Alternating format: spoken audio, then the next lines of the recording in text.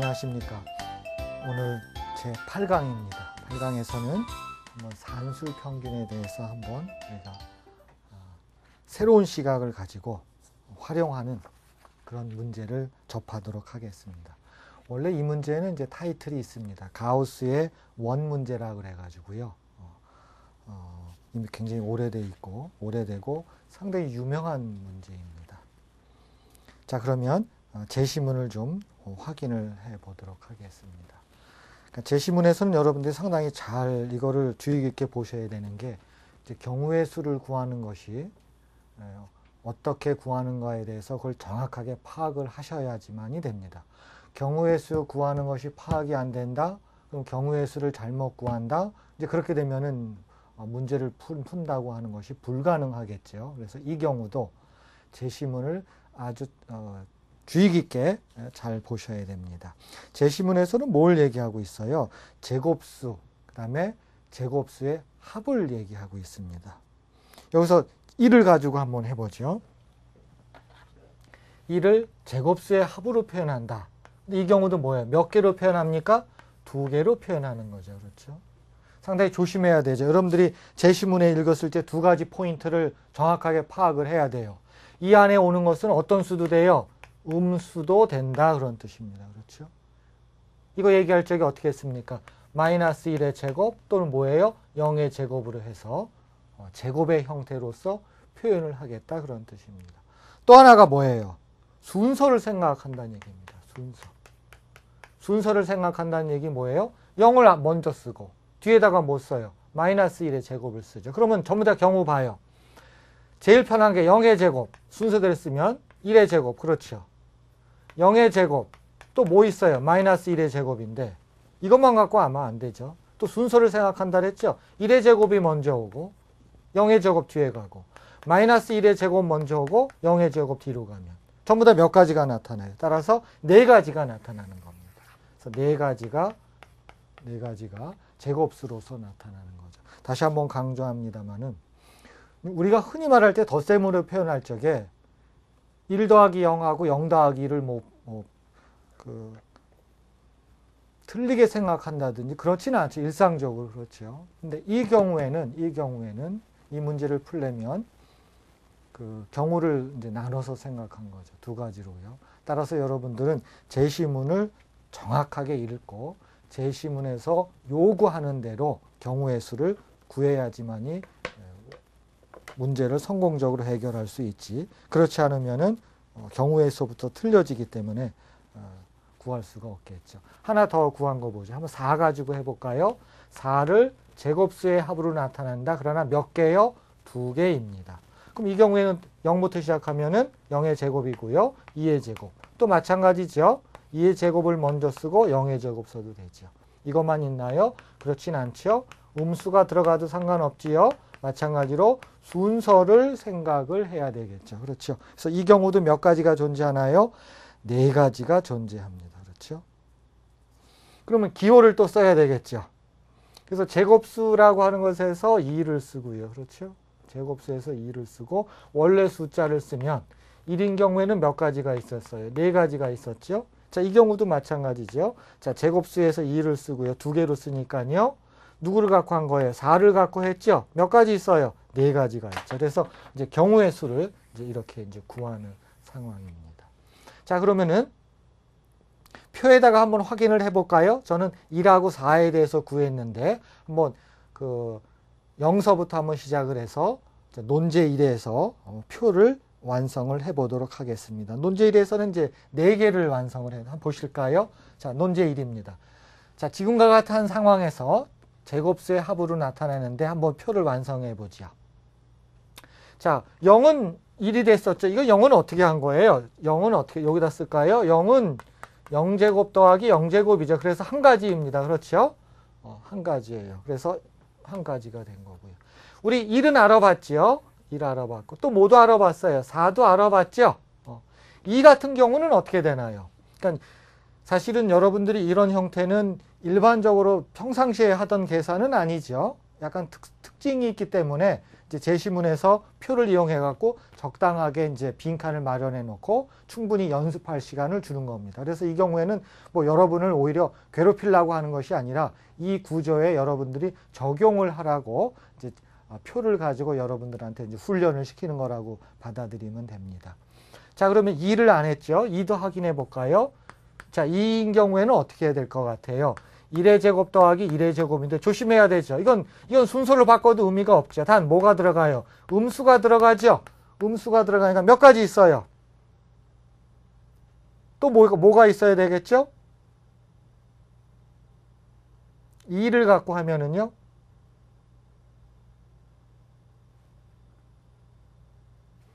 또 뭐가 있겠어요? 이런 거는 어떻게 돼요? 2가 되잖아요. 이 경우는 순서 바꿔줄 수 있죠. 그렇죠? 몇 가지가 나타납니다. 역시 또 4가지죠.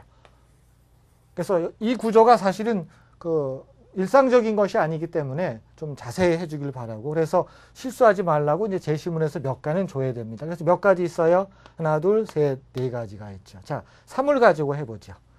3을 갖고 해보죠. 3은 0을 쓰게 되면은 안 되죠. 그렇죠? 0을 쓰고 누구를 쓸 수가 없지요. 그렇죠? 안 되죠. 그러면은 0은 들어갈 수가 없고요.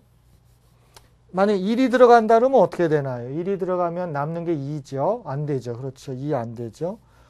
당연히 뭐 2가 들어가면 2의 제곱이 4가 되잖아요. 음수이건 양수이건. 그렇죠. 그러면 이제 3은 안 됩니다. 없죠. 그러면 3의 경우에는 뭐예요? 빵. 그렇죠. 빵 이렇게 들어가겠죠. 5의 경우는 어떻게 될까요? 한 번 더 해보죠. 5의 경우는 5 같은 경우는 되겠죠. 5는 1 더하기 4에서 1의 제곱 더하기 뭐예요? 2의 제곱이 되겠죠. 이 경우에는 여러 가지가 나오는 걸 눈치챌 수가 있죠. 순서 바꿔줄 수 있죠. 그렇죠. 자, 음수 들어갑니다. 하나 음수, 하나 양수. 그렇죠. 순서 바꿔주고. 됐죠? 이번에는 1은 양수, 그 다음에 뭐예요? 2는 음수, 그 다음에 또 어떻게 해줘요? 순서 바꿔주고.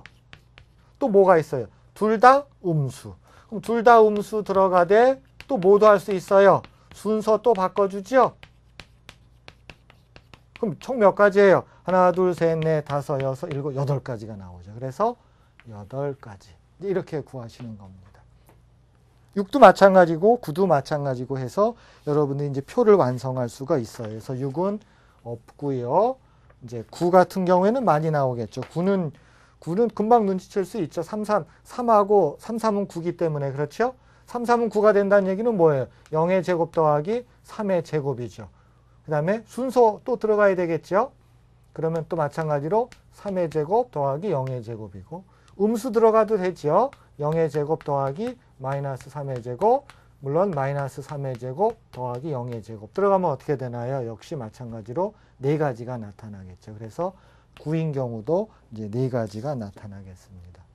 그래서 이제 차근차근 해야 되기 때문에 사실은 시간 대학에서 생각한다면 몇 개 정도를 확인하는 것이지, 이거를 가지고 뭐 너무나 많은 것을 확인시킬 수는 없습니다. 단 몇 개를 확인하면서 여러분들이 여기서 추구하는 어떤 방향을 이해하는데 상당히 도움이 되기 때문에 이제 이런 활동지를 이제 완성시키게 하는 이제 그런 상황입니다. 그래서 첫 번째는 일상적인 정의는 아니지만은 그것을 통해서 한번 표를 통해 가지고 제곱수의 형태의 경우의 수를 구하는 것을 이제 우리가 알아보았습니다.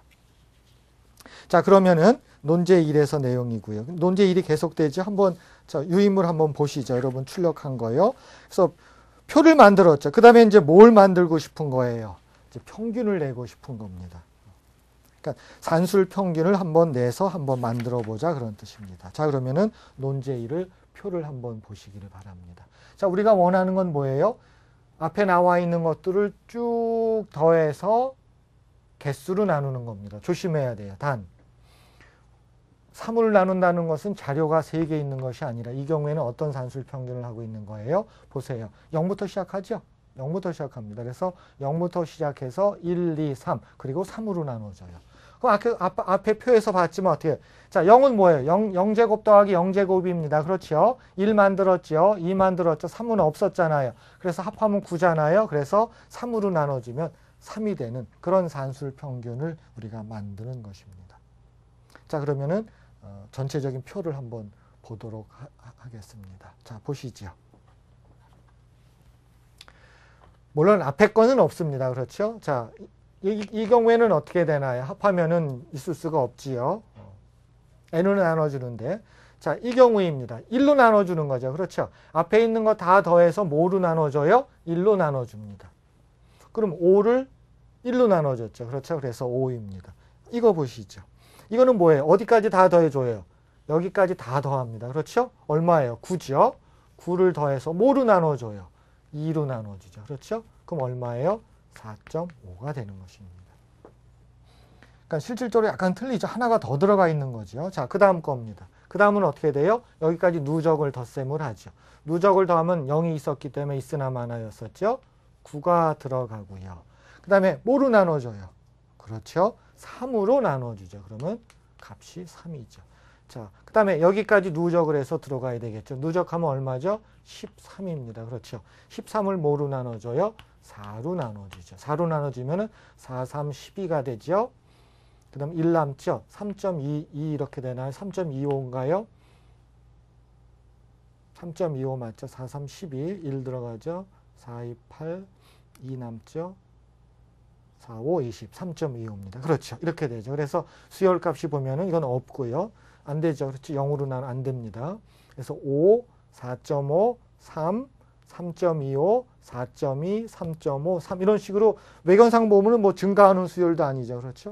뭐 감소하는 수열도 아니고 뭐 이 정도로 봐서는 뭐 그냥 뭐 중구난방이에요. 그렇죠. 이 표를 가지고 예측한다는 것은 이런 숫자들이 어디로 간다라고 하는 것을 예측할 수는 없지요. 지금 상황에서는 뭐 증가하는 것도 아니고 감소하는 것도 아니고 뭐 정말 이 숫자 나왔다 저 숫자 나왔다 이제 그런 상황이 벌어지고 있습니다. 어쨌든 우리는 제곱수의 합에 대한 경우의 수를 구하고 그렇죠. 두 번째는 그 제곱수의 경우의 수를 합한 것을 구한 것을 가지고 뭘 만들었어요? 이렇게 소위 말하는 산술 평균을 가지고 이제 표를 완성했던 것입니다. 그러면은 나머지는 알 수가 있겠지요.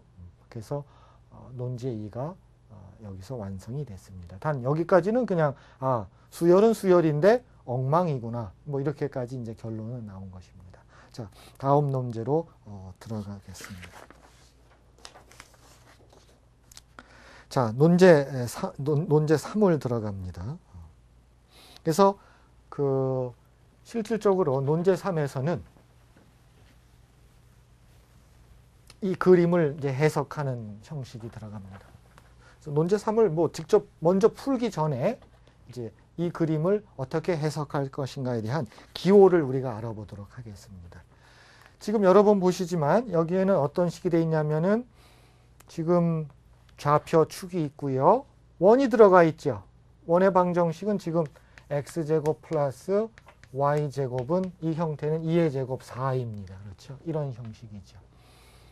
그러면 원이 갑자기 왜 나왔을까? 오늘 주제는 뭐예요? 지금 논제 1에서 봤지만 제곱수를 갖고 하는 거죠. 근데 제곱수인데 갑자기 원이 나왔다. 근데 여러분 그럼 왜 제곱수를 했는지 알죠? 왜 했습니까? 보세요. 정수 들어갑니다. 그렇죠? 정수가 들어간다는 뜻이고요. 제곱수란 얘기는 정수가 들어가죠. 자, 여기에 정수를 집어넣겠다는 거죠. 제곱수를 한 거는. 두 번째, 제곱해도 우리는 음수 집어넣어도 상관없죠. 음수 집어넣어도 상관없죠. 그렇죠. 자, 아까도 봤지만은 2의 제곱하고 마이너스 2의 제곱하고 마이너스 순서를 바꿔봐요. 이 상황에서 2의 제곱하고 이제 3번입니다. 2의 제곱하고 마이너스 2의 제곱하고 우리는 이걸 순서를 어떻게 생각했어요? 바꿔서 생각했었죠. 물론 숫자만 보면은 바꿔서 생각하는 게 뭐 그렇지만은 보십시오. 이 경우에는 좌표에서 생각하면 어떻게 돼요? 2의 제곱하고 이 형태라 그런다면 x값, y값이 x는 2, y는 마이너스 2예요. 어디 있어요? x는 2, y는 마이너스 2는 어디 있습니까? 여기 있죠. 그렇죠? 예를 들면 그겁니다. 이거는 어떻게 돼요? x가 마이너스 2고 y가 2예요. 그럼 x가 마이너스 2고 y가 2예요. 그러면 좌표로 따지면은 이것을 생각을 달리하는 게 당연하다 그런 뜻입니다. 생각을 달리하는 것이 당연하다는 거예요. 그러면 우리가 활동 1에서 보았듯이 제곱수를 가지고 음수도 생각하기도 하고 순서를 바꾸기도 했던 것은 좌표로 가서 생각한다면 어떻게 돼요? 너무너무 당연한 거겠죠. 이제 그렇게 받아들이면 되는 것입니다. 그래서 정수를 생각하고 그거는 이제 좌표로 따지면 이렇게 이런 점들이겠죠. 일반적인 점이 아니라 이런 박스에서 나타나는 이런 점들이고요. 음수 당연하죠. 음의 정수, 양의 정수 당연합니다. 순서를 바꿔준다? 당연히 틀리죠. 왜요? 좌표를 찍게 되면은 여기서 나타나는 점 2하고 마이너스 2나 여기서 나타나는 점 마이너스 2하고 2는 분명히 좌표상에서는 틀린 점이 나타납니다. 그래서 우리가 활동 1에서 했던 그와 같은 경우의 수가 너무너무 당연한 그런 활동이었겠죠. 자, 그러면 이 그림을 가지고 좀 다시 한번 해석을 하겠습니다. 여기서 의미하는 게 뭘까요? 지금 이 경우에는 지금 원점도 포함되어 있고요. 여러 가지 점들이 포함되어 있는데 이거를 해석할 때 한번 이렇게 하면 어떨까요? 원이 주어지고요. 이걸 이렇게 해석할까요? 원의 방정식이 주어지고요. 원의 방정식이 주어지고 이 원입니다. 그렇죠? 원 내부나 또는 원 위에 있어도 상관이 없습니다. 원 위에 있어도 상관이 없어요. 내부나 위에 있는 점들을 생각하자 하는 겁니다. 그 점의 집합을 그 원의 내부나 위에 있는 점의 집합을 제시문에서 뭐라 그랬어요? Pn으로 쓰기로 했었죠. 물론 이 경우에 n은 4입니다. P의 4로 쓰자 하는 것입니다. n이 4인 경우에요. 자, 그러면 어떤 일이 그러니까 안에 있다는 얘기는 뭐가 될까요? 원 안에 있다는 얘기가 뭐가 되나 보세요. 원 안에 있다는 얘기는 예를 들어서 원점 같은 겁니다. 이것도 당연히 안에 있는 거죠. 그렇죠? 그러면 원점이 의미하는 게 뭐냐면 요 원점이 의미하는 게 뭐냐면 00이라고 의미하는 게 뭐예요? 얘는 0 더하기 해서 0을 뜻했던 거죠. 그렇죠? 얘는 어디서 왔던 거예요? R2 제로에서 온 거죠. 그렇죠? 그 다음에 또 다른 점을 한번 생각해요. 그 다음 제일 가까운 것들입니다. 예를 들어서 어디가 올까요? 이런 점들 생각해 볼까요? 이런 점들 생각해 보죠. 쟤는 뭐예요? 1하고 1이죠. 그렇죠? 1하고 1이 만들어지는 것들은 사실은 1하고 1. 얘는 어디서 왔던 거예요? 여러분 눈치채겠죠? 1제곱하고 1제곱입니다. 그러면 부호까지 생각하죠. 얘 있고 또 누구 있어요? 이거 있죠. 그렇죠? 또 여기도 있지요. 여기도 있지요. 그럼 얘네들이 의미하는 게 뭐예요? 점이 4개가 나오는데 이거하고 또 뭐죠? 요 점 썼죠. 요 점은 어떻게 돼요? 1하고 마이너스 1이죠. 또 뭐예요? 마이너스하고 1이죠. 또 뭐 있어요? 마이너스 1하고 마이너스 1 나오죠. 그렇죠? 이 점이 4개 나오죠. 그렇죠? 요 빨간 거를 쓸 거. 얘네들입니다. 자, 얘네들은 사실은 어디서 나온 것들이에요? 여러분 알겠지만 제곱제곱은 2다. 제곱제곱은 2다. 제곱제곱은 2다. 제곱제곱은 2다. 나온 거죠. 그러면 얘네들은 뭐하고 관계되는 거예요? R2 누구예요? 2죠. 그럼 R21 어디 갔어요? R21. 여러분 화면에서 R21 찾아봐요. 찾았어요? 찾았죠? R21 어디 있어요? 누굽니까? 하하, 얘는 어떻게 되죠? 0하고 1이죠. 그렇죠? 이 녀석. 또 어디 있어요? 얘는 0하고 마이너스 1이죠. 또 어디 있어요? 얘는 뭐예요? 1하고 0이죠. 또 얘는 누구예요? 0하고 1이죠. 그렇죠? 요 파란색으로 쓴 놈들 어디다 쓸까? 요 밑에다 쓸게요. 파란색으로 쓴 놈들이 누구예요? 얘부터 쓰면은 0하고 1이죠. 이 녀석은요. 1하고 0이죠. 그 다음에 이 녀석은 누구예요? 0하고 마이너스 1이죠. 이 녀석은 누구예요? 마이너스 1하고 0이죠. 얘네들이 뭐예요? 제곱수의 합이 얼마가 되는 경우예요? 1이 되는 경우죠. 그렇죠. 그럼 얘네들은 표현을 쓴다면 뭐예요? R2 1이죠. 그렇죠. 그래서 R2 0, R2 1, R2 2까지 봤죠. 그럼 R2 3은 있을 수가 있나요? R2 잠깐만요. R2 2 몇 개 나왔어요? 아까 R2 2 보세요. 제곱해서 2대가 되는 거 됐지요. 자, 그 다음에 R2 3은 있나요? 아까 R2 3은 없죠. 0이었었죠. 그쵸? R23은 없어요. 이건 0이었습니다. 이건 대상이 없고요. 자, 남는 건 뭐예요? 지금 자, 4까지 나온다 그러면 이제 R24가 남았지. R24는 어디 있나요? 지금 제가 하얀 거 갖고 할까요? R24 찾아보세요. R24는 어떻게 되죠? 자, 이 포인트는 어떻게 돼요? 얘는 점으로 따진다 그러면 0하고 2죠. 당연히 됐죠. R24죠. 0제곱 더하기 2제곱은 4죠. 그럼 당연히 음수 끌고 나야겠죠. 또 뭐가 있을까요? 순서 바꿔야 되겠죠. 순서 바꾸면 어떻게 돼요? 얘죠. 이 녀석이죠. 얘는 뭐예요? 2제곱 더하기 0제곱입니다. 자, 순서 바꾸면 어떻게 돼요? 0제곱 더하기 2제곱이죠. 네 가지가 나오죠. 그렇죠. 자, 그러면 R24가 여기다 쓰겠어. R24는 어떻게 돼요? 자, 맨 위에 있는 거 0, 2. 이 녀석 얼마예요? 2, 0. 순서 바꾼 거죠. 그 다음에 이 녀석 부호 바꾼 거죠. 자, 이 부호 바꾼 거를 순서 바꾼 게 이 녀석이죠. 그렇죠. 그러면은 마이너스 2, 0. 몇 가지? 네 가지 나오죠. 얘가 누구예요? R24가 되는 겁니다. R24가 돼요. 아하, 보세요. 내부 위에 있는 점의 집합을 P의 4라고 한다면 그 점의 집합을 다 구해 놓은 것들은 결국은 뭘 더한 거예요? 여기다 써드리면 아하, 이제 눈치채셨죠? 다 더합니다. R2 제로 있죠? R2 이건 집합이기 때문에 사실은 이제 정확히 말하면 그 유니온을 써야 되기 때문에 제가 땡땡이로 쓸게요. 관계되는 것들이 R2 제로 그 다음에 또 뭐 있어요? R2 1 그 다음에 기호는 제가 정확하게 접어 드릴게요. 자, 그 다음에 어떻게 돼요? R2 2 물론 R2의 3는 0이 될지 몰라도 뭐 합을 표현하는 과정에서는 굳이 뺄 필요가 없지요. 그 다음에 남는 게 마지막은 뭐 R2 4가 되는 거죠. 그렇죠. 자, 그러면은 나하고 약속을 하지요. 그러면 이건 집합이에요. 집합입니다. 그렇죠. 이거는 뭐예요? 숫자죠. 이거는 숫자예요. 이건 숫자입니다. 숫자예요. 그러면 개수를 뜻하는 거겠죠. 따라서 이 녀석은 두모를 쓰려면 P4의 개수다. 이렇게 쓰면 되겠죠. 그렇죠. 아직은 면적으로는 안 끌고 왔어요. 그래서 P4의 개수가 바로 이렇게 이런 것들의 합으로 나타나는 거죠. 여러분 활동지 두 번째에서는 뭐 했어요? 이거 합해가지고 나중에 뭐로 나눠줬어요?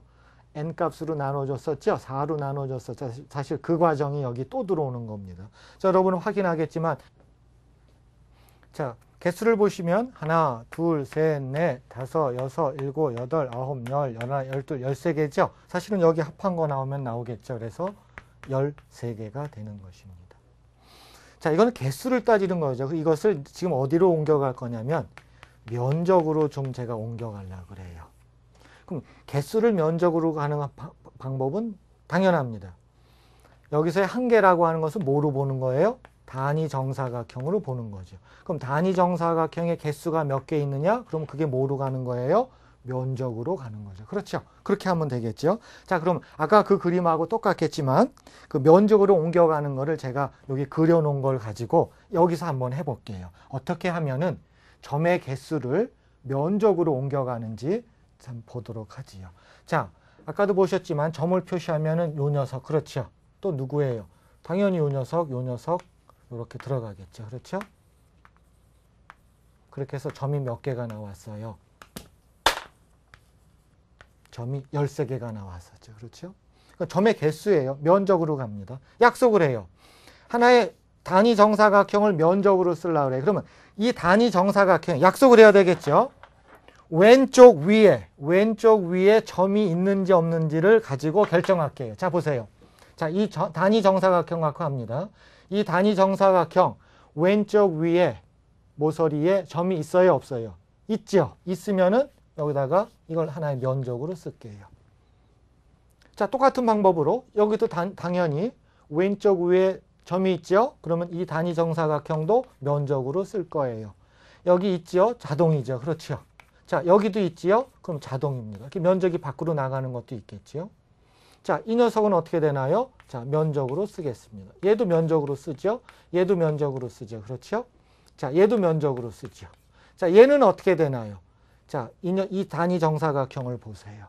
이 단위 정사각형 왼쪽 위에 점이 있어요, 없어요? 점이 있지요. 그러면 얘도 뭐로 써요? 면적으로 씁니다. 마찬가지 방법으로 이것도 되고요. 이것도 되고요. 그 다음에 얘도 되고요. 자, 마지막으로 하나 남았죠. 이 단위 정사각형의 왼쪽 모퉁이 위에 모퉁이에는 점이 있지요. 있으면 뭐로 써요? 면적으로 쓰자는 겁니다. 자, 그러면 이제는 어떤 형식이 나온 거예요? 경우수에서의 개수가 뭐로 옮겨온 거예요? 면적으로 옮겨온 거지요. 자, 그러면은 이 영역들을 뭐로 표시하냐면은 단위 정사각형들로 이루어진 영역을 Rn으로 표시하자는 겁니다. 그래서 이 녀석을 Rn입니다. 물론 n이 얼마예요? 4인 겁니다. 그래서 영역입니다. 그래서 면적으로 옮겨왔습니다. 그러면은 지금 같은 경우에는 제곱수의 합이라고 하는 것을 구하고, 그렇죠? 경우의 수를 구했던 거죠. 그 경우의 수를 이제 면적으로 옮겨오는 과정에서는 어떻게 했냐면은 단위 정사각형을 활용을 했습니다. 물론 약속을 했죠. 단위 정사각형의 왼쪽 맨 위에 점이 있으면 그것을 우리가 필요한 Rn이라고 써서 Rn의 영역으로 우리가 사용을 하자, 그런 뜻입니다. 그러면 여러분 그림 보셨듯이 R이 4인 경우에 영역은 바로 이와 같은 모양새로 표현이 되는 것입니다. 자, 그러면 이제 그 Rn에 대한 영역을 끝났거든요. 그러면 Rn이, 이건 면적이니까요. 어떤 수개념입니다. Rn이 여기서 R4를 가지고 얘기합니다만 R4라고 하는 것을 그 누구보다 크고 또는 뭐 누구보다 작다라고 하는 이제 그 부등식을 도입할 텐데요. 일반적으로 그러면 다음 논제로 가서 논제 3에서는 이렇게 정의한 Rn의 범위가 어떻게 되는지 한번 논제 4에서 알아보고 증명을 하도록 하겠습니다. 자, 우리가 그림을 바탕으로 했었죠. 앞에서 이제 그림을 바탕으로 했을 적에 부등식 이 녀석을 증명하여라 이렇게 나온 것입니다. 자, 이 논제 3을 한번 자세히 보세요. 이 논제 3이 지금 어떻게 생긴 거예요? Rn은 우리가 조금 아까 구했던 단위 정사각형들 쭉 모아놨던 그 면적입니다. 그렇죠? 물론 면적으로 얘기해도 되고 점의 개수로도 생각해도 돼요. 그런 정수예요. 자, 왼쪽, 이 부등식의 왼쪽은 뭡니까? 파이, 그 다음에 누구누구의 제곱이고요. 이 부등식의 오른쪽도 뭐가 돼요? 파이 누구누구의 제곱이에요. 즉 원의 면적을 뜻하는 것입니다. 그래서 이쪽은 반경 R로 쓸게요. 반경이 루트 n 마이너스 루트 2인 경우이고요.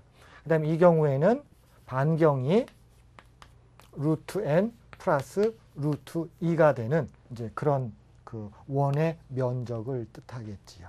자, 그러면 여러분 이 그림을 여러분들 유인물에 보면 그림을 한번 다시 보세요. 이 경우에는 n이 4인 경우를 했지요. 4인 경우를 했지요. 자, 그림을 자, 여러분 보셨죠? 자, 나랑 같이 볼까요? 여러분 유인물에 보셨죠? n이 4인 경우에 그 음영 처리를 했지요. 음영 처리를 했을 적에 음영 처리가 된 그 전체 영역이 누구예요? Rn입니다. 그렇죠? Rn이에요. 여기서 우리는 음영 처리하는 과정에서 보십시오. 이 원이라고 하는 것은 누구를 만족하는 이 원의 방정식은 물론 이것은 x제곱 플러스 y제곱 n이라고 하는 이 뜻은 어떤 입장이에요? 제곱수의 합으로 나타내어라. 그런 뜻이죠. 그렇죠? 근데 이거를 이렇게 표시하면은 x제곱 플러스 y제곱은 루트 n의 제곱으로 표시하면 어떻게 되는 거예요? 중심이 원점이고 반경이 얼마예요? 루트 n인 원을 뜻합니다. 그렇죠? 원을 뜻해요. 그런데 그러면 반경이 루트 n인 원에서 보십시오. 음영 처리하는 과정에서 맨 끝에 걸리는 것들, 그러니까 음영 처리하는 과정에서 맨 왼쪽에 모퉁이에다가 점을 찍어가지고 그 녀석을 음영 처리했죠. 그 말은 뭐예요? 최대로 넘어가 봐야 누구를 못 넘어가겠어요? 루트 n 플러스 루트 2를 못 넘어가겠죠. 그래서 음영 처리된 녀석은 이것을 반지음으로 하는 원 안에 쏙 들어온다, 그런 뜻입니다. 마찬가지로 그러면 루트 n에다가 음영 처리하는 과정에서 기껏 해봐야 대각선의 단위 정사각형 루트 2잖아요. 그거를 빼주게 되면은 음영 처리한 안에 이것을 반지름으로 하는 원은 음영 처리 안에 완전히 쏙 들어온다. 그런 뜻이 되는 것입니다. 그럼 보세요. 자, 그럼 Rn이라고 하는 것은 음영 처리된 부분이죠. 그 녀석은 반경이 루트 n 마이너스 루트 2인 원, 반지름으로 하는 원은 안으로 쏙 들어오죠. 면적으로 따지면은 작지요. 자, 마찬가지로 반경이 루트 n 플러스 루트 2인 것은 그런 원은 중심은 원점이에요. 아까 음영 처리한 것을 품게 되죠. 면적으로 말하면은 파이를 여기다 쓰겠습니다. 그거의 제곱보다는 작다 그렇게 되는 것입니다. 그래서 우리가 논제 3에서 바탕으로 하는 Rn이라고 하는 음영 처리된 영역은 반경이 루트 n 마이너스 2보다 작은 녀석 원의 중심입니다. 저 중심은 원점이에요. 반경이 얼마예요? 루트 n 마이너스 루트 2예요. 그 녀석을 완전히 품고 그러나 정의에 의해서 반경이 루트 n 플러스 루트 2인 중심은 원점이고요. 그런 원에 완전히 품기게 됩니다. 따라서 그것을 면적으로 표시하면 바로 이와 같은 부등식을 얻을 수 있다는 것입니다. 따라서 여러분들은 논제 3까지 온 것은 경우의 수에서 면적, 음영 처리된 면적으로 오고 그 녀석이 조그만 원을 품고 큰 원에 풍긴다라고 하는 이 사실을 활용해서 부등식을 증명한 것입니다. 이제 논제 3을 바탕으로 해서 이제 마지막 논제 4로 들어가도록 하겠습니다. 자, 논제 4 한번 보시죠. 역시 가우스라고 하는 천재 수학자의 어떤 그 작품이죠. 느낄 수가 있습니다. 이 경우에는 어떤 일이 벌어지나 보세요. 아까 활동지 2에서 우리는 평균 냈었죠. 산술 평균 냈었죠. 그때 활동지 2 제가 숫자 불러드릴게요. 여러분도 유인물 한번 다시 보세요. 유인물 보면은 여러분들이 활동지 표 8-2에서 숫자 구했죠. 어떤 숫자들 나왔어요. 뭐 4.2, 3.5, 3.0, 뭐 3.13, 3.22, 3.70, 뭐 3.36 어쩌고 저쩌고 전혀 뭐 예측할 수 없는 엉망인 그런 수열들이 나왔죠. 바로 여러분들이 표 8-2요. 표 8-2에서 구한 그 숫자들은 어디로 수렴한다고요? 원주율 파이로 수렴한다는 것입니다. 이게 바로 가우스의 원 문제라고 해서 굉장히 유명하고도 깊이가 있는 그런 문제입니다. 핵심 포인트를 보면은 왼쪽에 있는 모양새는 뭐예요? 왼쪽에 있는 것은 격자점이 될 수도 있겠지만 결국은 거듭 제곱을 나타내는 경우의 수입니다. 즉 경우의 수를 적당하게 합해가지고 뭐로 나눠줘요? 그 개수로 나눠준 그런 수열이죠. 그렇죠? 그 수열이 어디로 수렴한다는 거예요? 원주율 파이로 수렴한다고 하는 전혀 상반된 일에서 벌어진 겁니다. 파이라고 하는 것은 분명히 어떤 그 원과 관련된 어떤 상수죠. 왼쪽에서는 단순히 뭐예요? 경우의 수, 거듭 제곱이라고 하는 경우의 수를 가지고 산술 평균으로 만들어진 수열입니다. 그러니까 성격이 완전히 틀리죠. 그럼에도 불구하고 그렇게 만들어진 수열은 파이로 수렴한다고 하는 것을 증명하는 것이 논제 4입니다. 자, 그러면 논제 3에서 알아봤던 내용을 가지고 논제 4를 증명을 하도록 하겠습니다.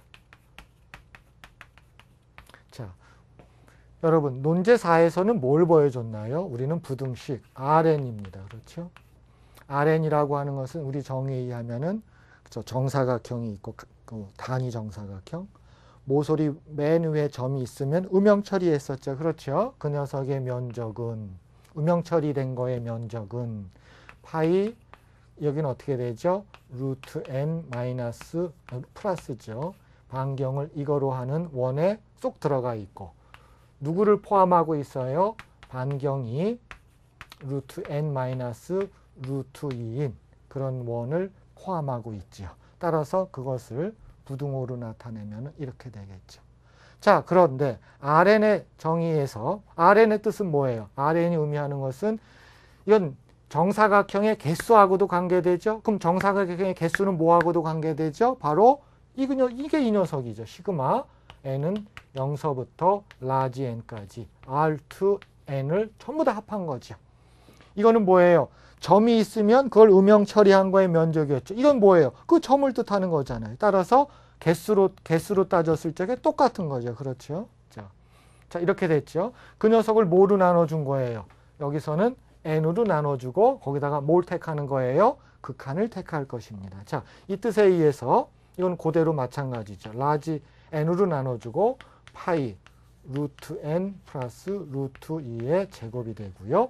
자, 이쪽은 어떻게 돼요? 마찬가지로 n으로 나눠줬고요. 파이의 루트 n 마이너스 루트 2의 제곱이 되는 이와 같은 부등식을 얻게 되는 것입니다.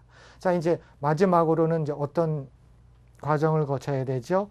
이 부등식에다가 뭘 택하면 되겠어요? 극한을 택하면 되겠죠. 자, 그러면은 극한을 택하도록 하겠습니다.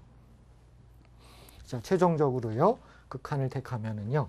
리미트 n이 무한대로 갈 적에 n은 지금 라지 n이죠. n이 무한대로 갈 적에 n분의 시그마 r2 스몰 n 그렇죠? n은 0서부터 라지 n까지입니다. 자, 이 녀석은 리미트 물론 이제 등호가 나올 수가 있겠죠. 극한을 택하면 라지 n이 무한대로 갈 적이에요. 무한대로 갈 적에 라지 n분의 파이의 루트 n 플러스 루트 2의 제곱이 되고요. 이 경우에는 등호가 생기고요. 리미트 n이 무한대로 갈 적에 자, n분의 파이의 루트 n 마이너스 루트 2의 제곱이 되겠습니다. 자, 보시죠. 이거는 이제 자, 수열의 극한 형식입니다만 분모의 최고차항은 n을 중심으로 한다면 1차예요. 그렇죠? 분모의 최고차항은 1차입니다. 자, 분자를 한번 보시죠. 분자를 n에 관한 차수로 생각하면 n은 몇 차가 되죠? 루트 n이지만 제곱이 들어가니까는 차수로 따지면 n의 1승입니다. 그렇죠? 1차예요. 자, 여기도 1차이고 여기도 1차입니다. 그러면 극한은 뭐가 답이 되는 거죠? 1차항의 개수가 답이죠. 물론 분모는 1이에요. 분모는 1입니다. 분자는 어떻게 됩니까? 얘가 n이 되고 파이가 되겠죠. 따라서 이쪽은 개수는 파이가 됩니다. 그래서 극한값은 파이보다 작거나 같다를 알 수가 있는 거죠. 그렇죠? 자, 왼쪽을 또 해석을 해야 되겠죠. 왼쪽 한번 보세요. 왼쪽 보시면 분모는 어떻게 돼요? n이죠. 자, 분자 한번 보세요. 분자는 루트 n 아니죠. 루트 n이 아니죠. 루트 n의 제곱이 되니까 궁극적으로는 뭐예요?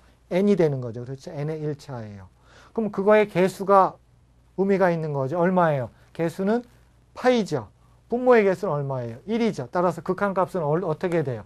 파이가 되는 것입니다. 따라서 우리가 구하고자 하는 산술 평균의 극한값은 뭐가 된다고요? 파이가 된다 하는 것입니다.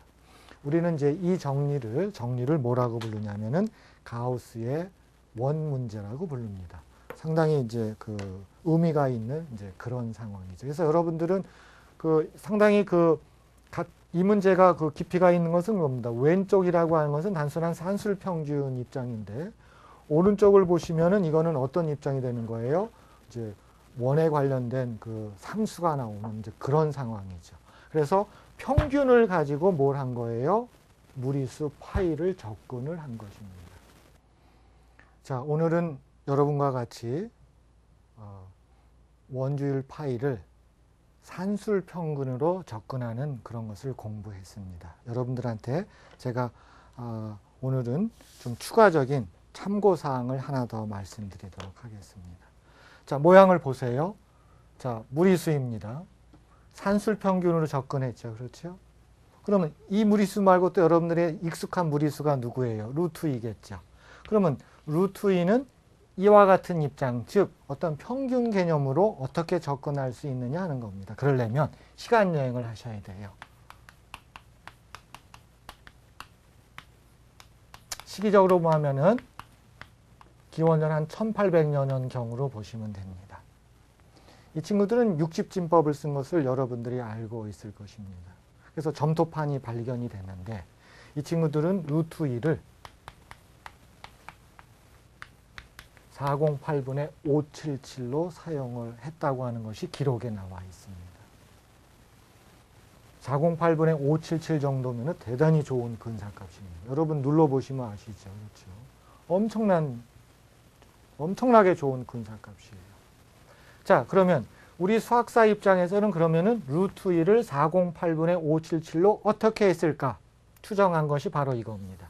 제가 표를 그려서 설명드릴게요. 자, 단계가 필요한데요. 자, 1단계 들어갑니다. 1단계는 처음에는 2분의 3을 가지고 했을 것이다 라고 판단을 합니다. 그런 다음에는 뒤집어서 2배를 했을 것이다. 뒤집어서 2배 하면은 3분의 4가 되지요. 자, 바로 2단계의 첫 번째입니다. 1단계는 자, 2분의 3이 있고 뒤집어서 2배 했을 것이다. 자, 2단계 들어갑니다. 이거의 평균을 냈을 것이다 하는 겁니다. 자, 여러분 나 도와줘야 돼요.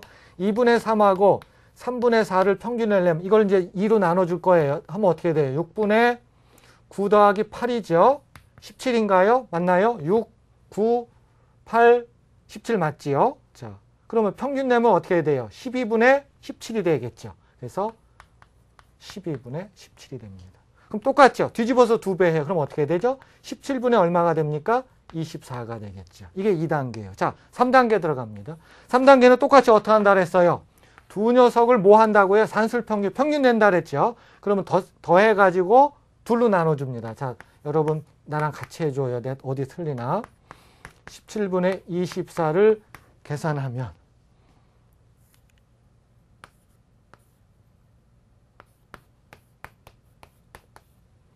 이 나옵니다. 이건 여러분 확인하셔야 돼요. 이거 숙제예요. 이거 그냥 넘어가면 안 돼요. 이건 우리 조상들이 언제 한 거예요? 기원전 이때면 지금 거의 한 2000년 전입니다. 2000년 전에 했던 거기 때문에 여러분 이거 그냥 넘어가면 안 돼요. 자, 평균 내면 얼마예요? 이거 평균 내면 2로 나눠주죠. 따라서 평균 내면 408분의 뭐가 나와요? 577이 나오는 것입니다. 물론 그 다음 단계는 어떻게 해요? 뒤집어서 2배하고 또 평균 내겠죠. 그렇죠? 그러면 그 뜻은 뭐예요? 굉장히 더 가까운 근사값이 나오는 겁니다. 사실 408분의 577만 하더라도 루트 2에 너무너무 괜찮은 가까운 그런 근사값입니다. 자, 그러면은 이 경우에는 제가 뭘 갖고 예를 든 거예요? 산술평균이죠. 그렇죠? 그러니까 산술평균을 가지고 역시 한 것이고 누구를? 루트 2의 근사값을 산술평균을 가지고 한 것이고 언제 누가 있어요? 기원전 거의 한 1800년대에 고 바빌로니아인들은 루트 2를 이렇게 해석했던 겁니다. 자, 오늘 공부한 내용이 무엇입니까? 오늘은 가우스의 원문제라고 해서 주어진 원주율을 제곱수의 합에 관련된 경우의 수를 만들고 그것을 산술평균했죠. 그리고 그 녀석의 극한으로 접근을 했던 것입니다. 그와 같은 입장에서 제가 조금 전에 참고사항으로서 유사한 상황이죠. 무리수 루트 2. 이 무리수 루트 2를 기원전 1800년경에 고 바빌로니아인들은 어떻게 접근했을까? 아까 보셨다시피 주어진 숫자를 가지고 뒤집어서 2배 한 다음에 어떻게 했어요? 평균 냈죠? 그 다음에 다 뒤집어서 2배 한 다음에 다시 평균 내고 뒤집어서 2배해서 평균 내가지고 숫자를 접근했던 이제 그런 상황이죠. 그래서 여기서 나왔던 숫자가 이제 408분의 577이라고 해가지고 그것은 루트 2의 아주 좋은 근사값이고 물론 수열의 극한으로도 표현할 수가 있겠죠. 뒤집어서 2배해서 평균 내고 뒤집어서 2배해서 평균 낸 것을 수열로 만들어서 극한을 택하면은 어디로 수렴하겠어요? 루트 2로 수렴하는 것입니다. 그래서 가우스의 원문제하고 너무 유사한 상황이 벌어졌던 거죠. 그럼 이 점에서 여러분들한테 좀 말씀드릴 게 이런 겁니다. 여러분들이 사실은 산술평균을 배운 거는 초등학교 때 있습니다. 초등학교 때 산술평균이 어떻게 나오냐면 자, 이번 주에 월요일부터 금요일까지 온도가 월요일 날은 25도, 그다음에 화요일 날은 26도였다. 그거의 평균을 내면은 얼마다라고 이제 그렇게 해서 시작이 된 거고. 그다음에 자료의 해석에서 우리 반의 뭐 반평균이라든지 기타에서 그런 통계 입장에서 산술 평균이 나갈 것입니다. 그러나 여러분 오늘 그 강의 내용을 통해서 여러분들은 산술 평균에 대한 기본적인 발상을 바꿔주셔야 돼요. 산술 평균은 이번 주 날씨의 평균을 내고, 물론 그것도 중요하겠지만 사실은 그 이상의 의미를 갖고 있다는 것입니다. 시간적으로 보면은 기원전 뭐 1800년 전, 가깝게는 정말 가우스가 살던 시기서부터 그와 같은 산술 평균은 무리수를 해석하는, 그러니까 무리수를 해석하는 아주 귀중한 방법이라고 하는 것입니다. 그래서 기존의 평균 개념도 역시 이해하시고요. 오늘 강의를 통해서 무리수를 해석하는데 산술 평균이 매우 중요한 도구이구나 하는 것에 여러분들을 아셨으면 합니다. 오늘 여기서 강의 마치도록 하겠습니다. 감사합니다.